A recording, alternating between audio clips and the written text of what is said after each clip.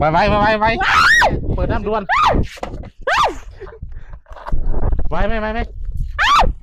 โอ้เดี๋ยวไปเร็วไปใช้น้ำพุหมกฉีดเข้าไปเลย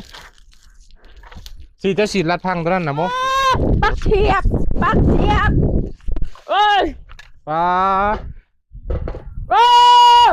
ทำได้กับทำได้เกิดกูมังนาวไอ้บุญยังเอาเอฟซีเป็นสิบเสียใจเพราะมันอยู่กับมึงนาวคนเดี๋ยวมันไปเลยแต่คอนขโมงมาเลยเอาสบายดีพี่น้องเบิร์ดสู่คนนะพี่น้องเนาะเปิดคลิปขึ้นมาพี่น้องเอ้ตัวเป็นไพ่ใหม่เฮือนสามโมบ่อันเนาะคนกลุ่มอยู่พี่น้องเห็นอย่างเด้เนาะ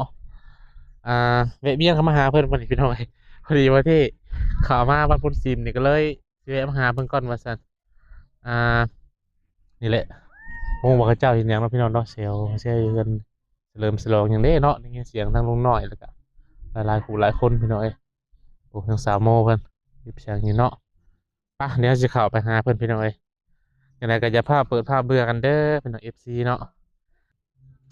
อัปเดตให้พี่น้องเบิ่งเนาะบางคนกะอยากเบิ่งแน่บางคนก็บ่อยากเบิ่งแน่พี่น้องแต่ก็จะดราม่าเนาะพี่น้องเนาะโดยอันมักกะเบิ่งบ่มักกะเลื่อนผ่านเด้อพี่น้องเนาะไม่ดราม่าอันนี้ก็เป็นคอนเทนต์ทั่วไปพี่น้องบ่ได้แบบว่าอันนั้นหรอกใครมักกะเบิ่งใครบ่มักแล้วก็เลื่อนผ่านโดยป่ะเดี๋ยวจะเข้าไปหาทั้ง3โมงเพิ่นก่อนตัวเห็บช่างที่นอกก็ว่าพอเดี๋ยวโอ้มีคือลมดีแต่ว่าโอ้เป็นอนามัยบ่อันเนาะ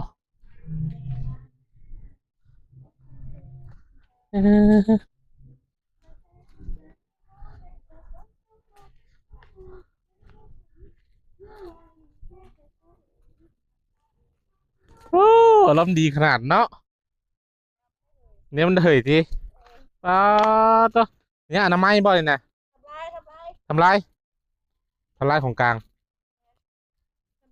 มียังคือประจุนั่นมาใหม่ฮอตเพื่อนครับบ่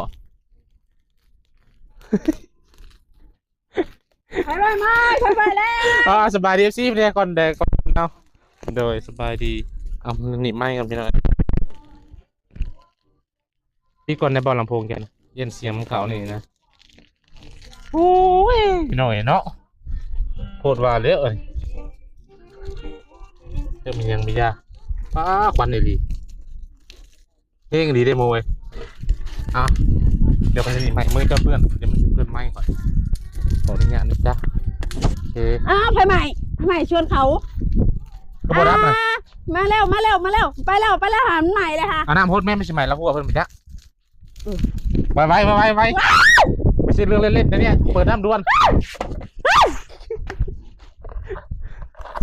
ไปโอ้เดี๋ยวไปเร็วไปใช้น้ำพุหมกฉีดเข้าไปเลยฉีดจะฉีดลัดพังตัวนั้นนะโมหมายแล้วหัวเมย์เจ้าเพียงได้ไม่หักแก้วละวันเนี่ยบ่จะฉีดลัดมันแล้วนี่ขันมาฉีดจุดเลยฉีดตามนั้นมาแตกท่อปักเทียบเอ้ยปลา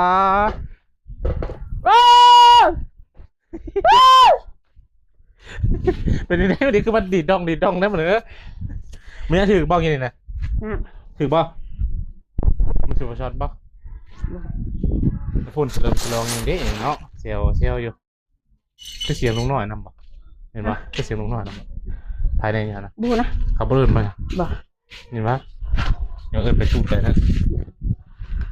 นี่ข่าวอะไรกลับไปเลยออกมา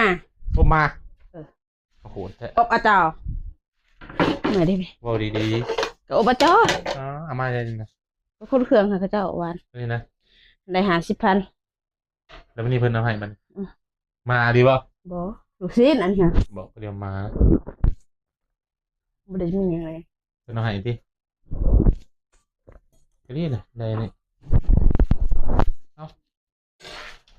ขอแตก สนุกมือเอาเตียตี้ ขอบคุณค่ะ ห่วยมาแต่เมื่อวานมาโมมาแต่เมื่อใด งั้นเปิดไปตะวัน เอาแต่เมื่อจะวันนั้นน่ะไม่ได้ไปเลยมื้อนี้อนามัยมื้อนี้ดิ อืม สิขยะขยะพี่น้อย ทำลายหลักฐานก่อน แม่นแล้วใครกลัวปลามันหกแล้วนี่ตัวใดมันบ่นั่งเก็บจูด ทำได้กับทำได้เกิดกูมังนาวไอ้บุยัง เอา FC เพิ่นสิบ่เสียใจบ่มันอยู่กับมึงนาวเพิ่น อย่าได้มันไปเลย พวกมึงนาวอันตัวที่ว่าอันพายว่าปลูกให้เพิ่นนี่เรียบร้อยพี่น้อยมาบ่ทันซ้ำมาพอดีเห็นจุดคนกลุ่มๆอยู่3 โมงเอ้ยเนาะเผาเลยสิได้ได้ต้นมะนาวกำลังไงนี่ใหม่เรียบร้อยพี่น้อย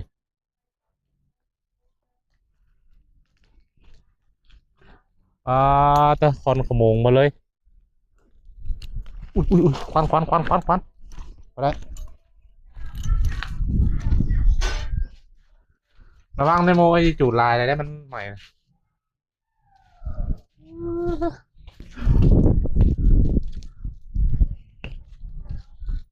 เอา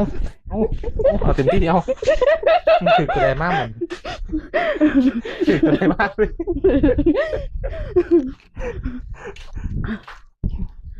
ควันดีเหรอจุดยังรถ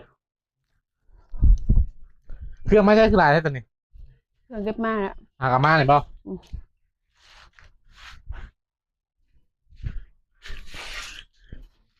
กินให้มันแล้วซะจำไป ชนลิ้นเชื่อชนอันน่ะเห็ดยืนเงินให้พนะ ไปคนน่ะ ยิง ฮะ ยิง กูยิงเสร็จได้บ่ะ ยิงง่อย อันน้ำมนต์เป็นสิมาที่บ้านมันนี่ เงินเราชนจ้ะ มันมาแล้วจ้าบอกไปเอาเอาไปให้ลูกนั่นเด้อ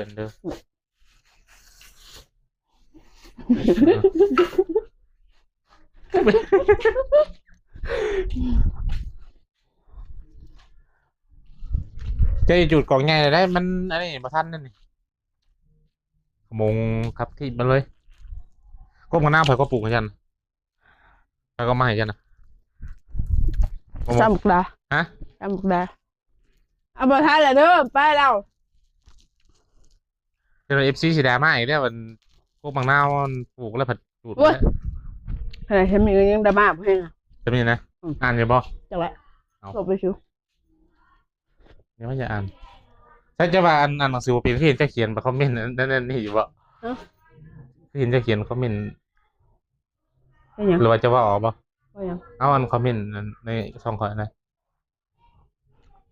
เจ้าอ่านหนังสือมันเป็นหรอวะก็เขียนทึกอะ ว้าวแล้ว ว่าอันนั้นเป็นให้ดิ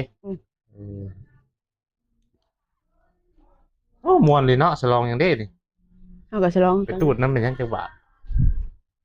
เย็นเย็นเย็น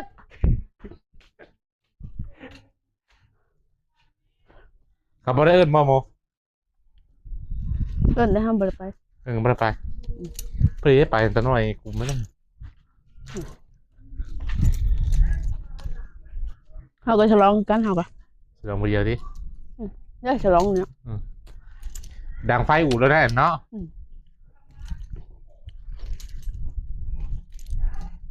บ่ได้ไปใช่ป่ะมัน ไป นี่สิไปอยู่ อยู่ที่ไหนแล้วก็ไป เก็บกระป๋องคือเขา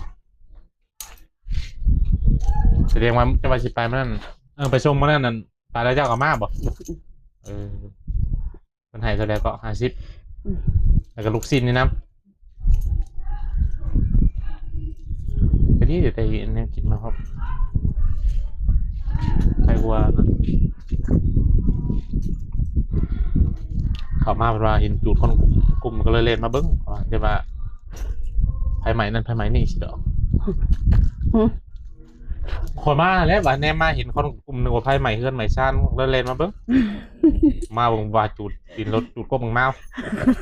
เจ้าวะเห็นแล้วบ้านตกใจเลยนอกควันดำๆนึกว่า อยู่ชายไพ่ อยู่ ชายไพ่ แต่ไพ่เกมมานะจูดเพิ่งมาไปคล้าย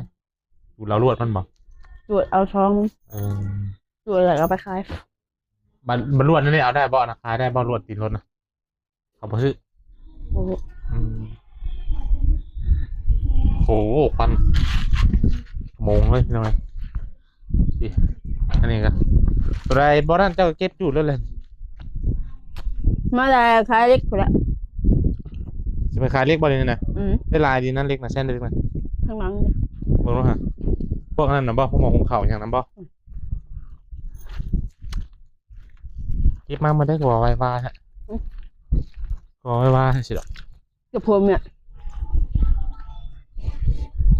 เออไปนี่เพิ่นเอานี่เนาะไอ้เพิ่นบ่เอาบ่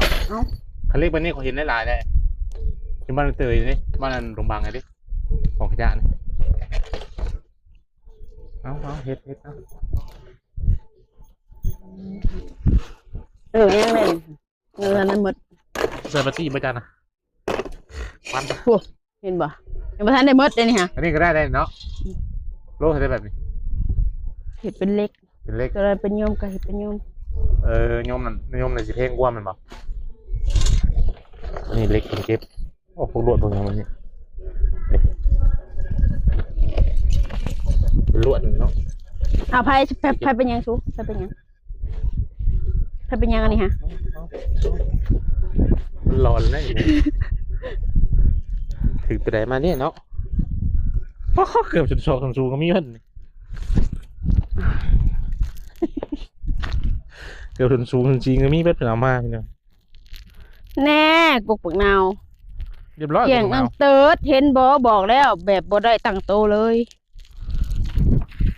จงใจสิจูดนะนี่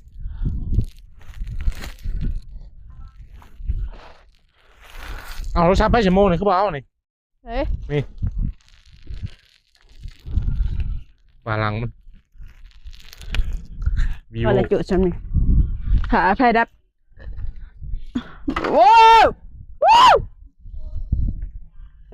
ไพ่จุดยาวไปมาเด้อนี่เด้อ บ่ไว้ฟัง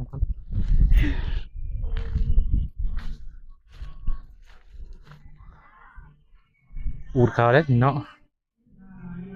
เสิร์ฟไม่ได้จ้ะ เชื่อไปได้มันไปเองดิ เสิร์ฟไม่ได้มันไปเอง อันนี้ท้องเดงบ่ แม่นโอ้ย นั่งคัดนี่ได้ดิคัดแล้วไปได้นี่ไปได้ถูกบ่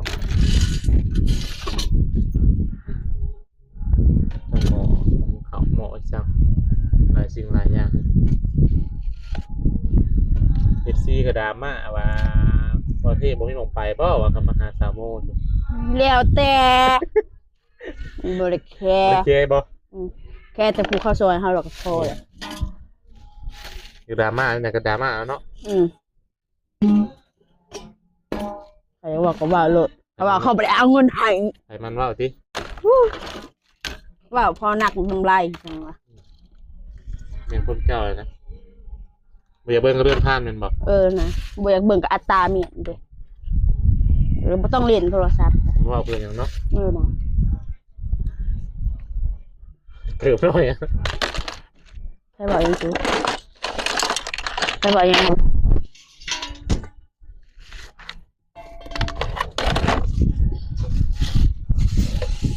จะมุ่งใจสอบประธาน ใครดับเนี่ย นะครับ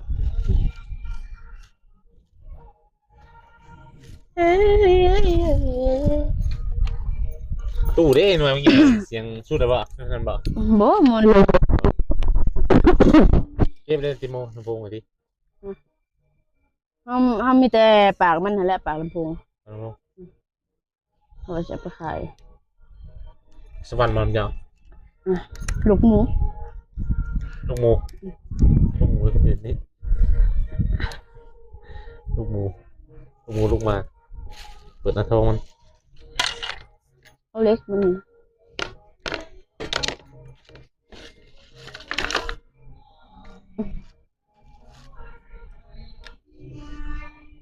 มีทองเลย นี่ว่าเด็กมันเอาท้องแดงมันเลยดิ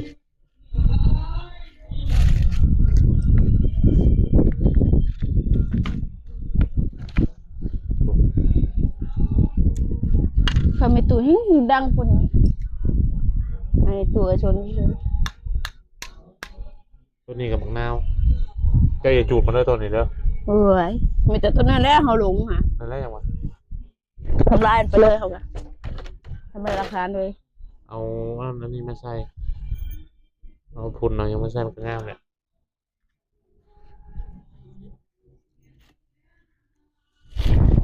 ไม่เอาไอ้มนต์มาอยู่น้ำบ่บัน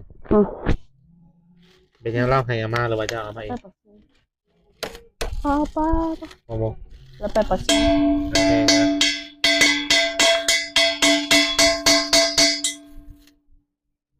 ไปปักซี่เลยจะเอามาวันนี้ที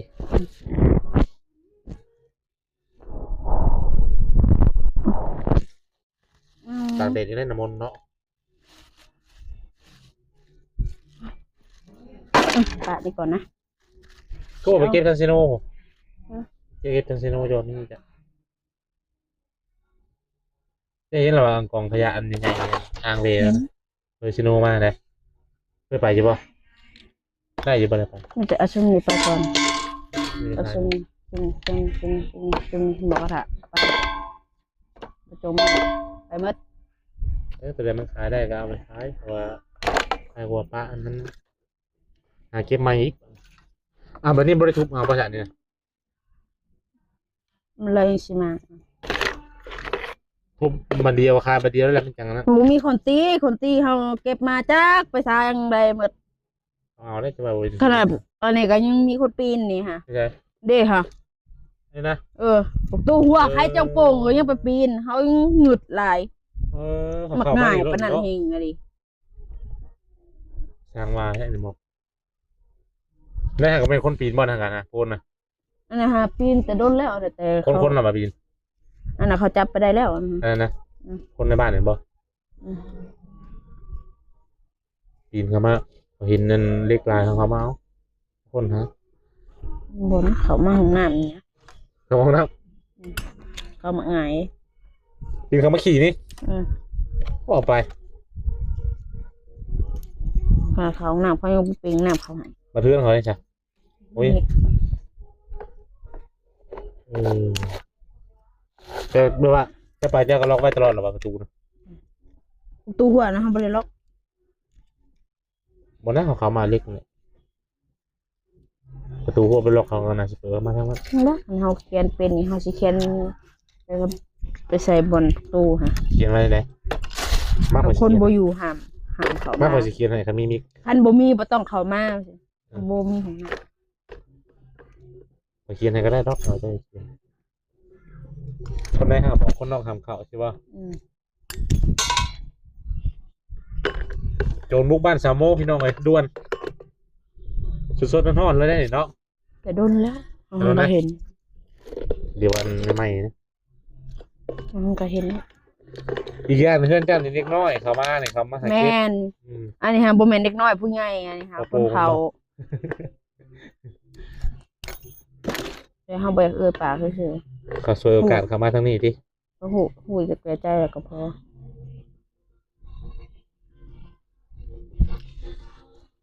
ไปใช้กระรอกไหวทั้งเรือนนะครับ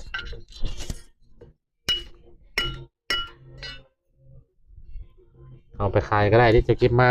เจ้าคนไม้ไหวเขาเอาไปขาย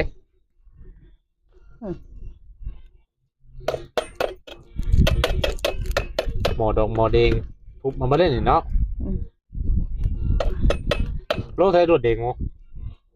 โลทองนะ เซนซี เซนซี่ฮอดบอลโลนนะฮอดแล้วเนาะ ได้ทำงานเลย มาใช่โลนแต่ก็ว่าราคามันสูงเลย ราคาอยู่ในเมืองฮะ นี่นะ ชาวพันธุ์ก็นั่นแหละอยู่ว่าขายอยู่ในเมืองหา20,000ได้ โลไปแจ้งนี่ความจากโลนี่ โลนึง เพราะว่านักเกิดได้นี่ โลนึง2โล เอาขายได้เสียนตรงนั้น ได้ ทางออกนี้ 12เด้ไปบ่อื่นน่ะบ่ได้เขา เอาที่3,000 เขาโกงมื้อน่ะเล็กบักนักหลายกว่านี้แล้วมื้อน่ะฮะเดี๋ยวให้ 10,000 ว่าจับขึ้นรถหิวเขาพอหิวเขาจับขึ้นรถเฮาก็โดดขึ้นรถเฮาก็ติดรถไปเลยเลขยังค่าเฮาก็เล็งไป คน เลย ลาวเขานี่บ่หรือว่า คนเวียด 10,000มาเลยดิ ชิงก็บ่ได้ติด 10,000ขายเลยบ่ขายอะไรบ่ บัดนี้มาขายอยู่หลัก8ได้10โล30,000ประมาณอยู่ในรัก12นี่คนลาวเขานี่ติเดียวกัน ค บ่ นเวียดกัน แต่ว่าคือน้องคนนะเนาะภูเขาโกงกับโกงแม่นบ่ แต่ละเทื่อน่ะอันน่ะเขาว่า10,000เฮาก็ยังเอาบัดนี้เว้ย10,000เฮาเป็นบ้าเฮาสิเอาบัดน้ำมันลดเฮาเด้เฮาก็หิวข้าวนี่มันจะคุ้มยัง10,000ติบัดมาขายบ่นี่บ่ได้ฮอด30ปุ๊บน้ำมันลดบัดยาสูบเฮาเด้เฮาก็สูบยาเนาะบ่สูบยาก็กินน้ำกินในเฮาแหละทั้งน้ำมันทั้งค่านั่นนี่แหละโกงกับโกงโพดเนาะขึ้นมาตัวนี้ได้กิโลนึงจักได้แสนสี่ได้ทองแดงบวกกับตัวนั้นกันนักเติบได้มั้งนักเติบจ้ะคนน่ะโลปลายมันนั่นนี่โคนเบลอตัวนี้เป็นรถทองแดงอันนั้นสายไฟหรอบัดเนี่ยอันน่ะบ่เท่พออยากได้อันน่ะใส่รถเนี่ยพออยากได้ใส่รถถีบเนี่ยใส่รถถีบแบบใดใส่รถถีบยังไม่ใหม่ได้ใส่รถถีบไม่ใช่เพื่อนเอาไปขายเองจะขายใช่ไหมเขาบอกจะถีบใช่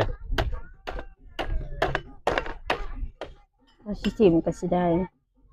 เขาบอกจะถีบใช่รถถีบใช่ไหมบรรยุกสมัยขี่ถีบเลย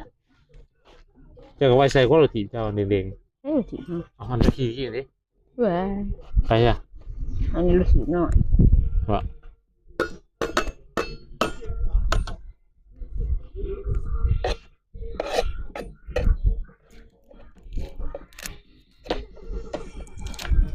แบบนี้ได้เนาะปลูกคือใช่เนาะ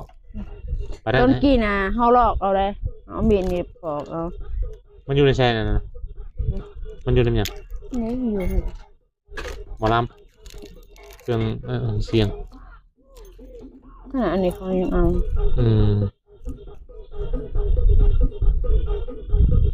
ขนาดโทรศัพท์เก่าเขายังเอาชอบเก่านะอันนี้ป่ะนั่นเขาให้เท่าไรเลย5,000กีบเลยเขามีรายกะเขาก็เอาไปโลบคนไทยมีเนาะมันจะมีกระเปียฮะอันนี้มือนะฮะมีครับแต่ว่าเขาบอกว่าเจ้ารุ่นน้ำเฮาเนี่ยอันน่ะชิง2 ตัวแล้วก็ควาย2 ตัวโอ้บ่มันออกสิงเรียกนะแล้วมันออกสิงแต่ว่ามันสิออกสิงแต่ว่าเฮานั่งท่าเจ้าจนฮอดอันน่ะบ่ายโมงค่ะมื้อน่ะเฮาเบิ่งตัวเขาเลี้ยงสิงค่ะมืดมื้อมันหัวแท้หัวว่าสรุปออกตัวเจ้าบอกวันเลยมันรู้มันออกตัวเจ้าบอกนะออกสิงจะบอกยังไงมันเฮาว่ากับเจ้าเด้บ่เท่รุ่นน้ำพาแม่ว่ามันสิออกตัวใดนี่เฮาว่าเฮาก็บ่ฮู้ว่ามันสิออกตัวใดเลย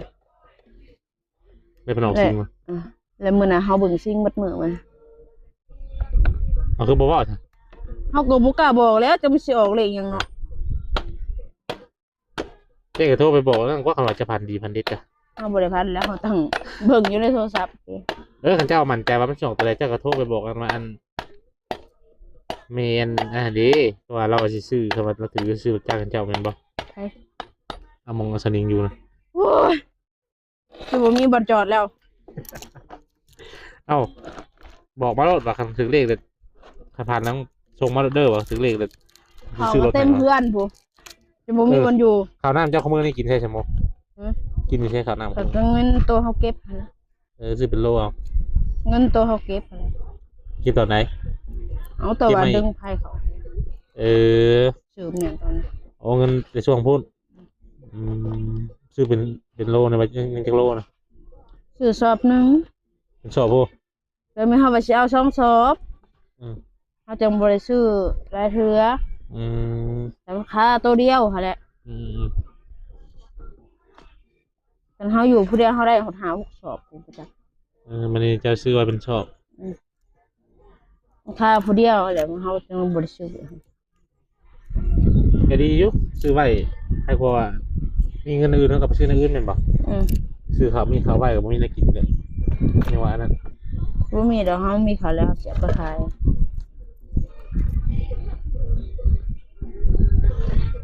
ยังหลายเติมบอลเลยเนี่ยเต็มสอบเลยดิเพิ่ง อันน่ะเอามาครึ่งนึง เอามาเครื่องนึงเอาไว้เครื่องนึง แล้ว เครื่องนึงเอาไว้ในเมย์จ้ะ มันเธอก็บ่ได้ไปเอาซะมันเธอก็ ว่าจะเอาไปสกินลายมันได้เพียจ้ะ โอ้มื้อนี้หังก็จกเมื่อคืนนี่แหละ มา มาก็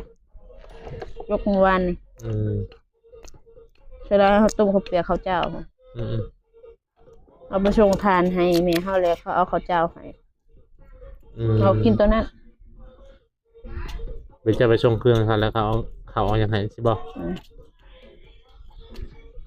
คือเอาไปกินอยู่ทางนอกแล้ว อืมมีข้าวกินอะไรก็ดีแล้วได้เงินมากกับซื้อ แต่ กับ เวลาเฮาเข้ามาแล้วเฮาจุกมากินโลดอันนี้บ่มีข้าวสิให้ย่างหวนเลาะบ้านเฮาก็บ่กันเลยถ้าเฮามีเงินเฮาอยากได้ซื้อไว้หลายๆจะหาพวกสอบนี่มาเมียน ไปก็ล็อกไว้จะบอกเงินกันถึงมา ดอกเมียน เพราะว่ามันมีเขามียังเขาล่วงขึ้นไปแล้วมันคือเจ้าโบอยูจัง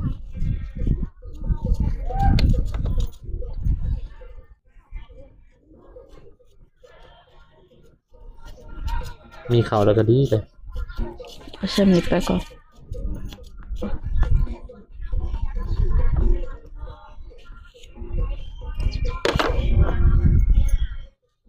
นับไปที่ไทยจะไปเข้ารถป่ะ อันแม่นบ่จ้ะ โมเมนต์อันนั้นไทยเลย ฮะ อันนั้นไทยเลย อันนี้นะ โมเมนต์รถจักรขยันนั่นเห็นดิ อันนี้นะ นี่นะ เป็นของรถจ้ะล่ะสิเก็บเมียน อันนี้ขยันนะมันนี่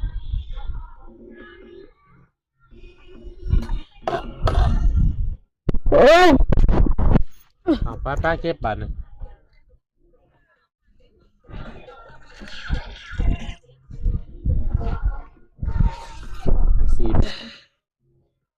สิบลัก มันหาบ่เห็นแล้วนี่ก็จักสิหาแบบใด เพื่อหาได้นี่สิ